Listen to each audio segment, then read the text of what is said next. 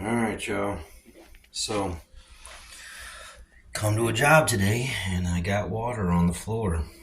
I didn't install this toilet, but as I've been telling you guys, if you look, you can see right there. See that water coming off the bottom? That's because somebody didn't double nut and rubber washer the bottom. And this is why we do it. Because this is what happens when you don't.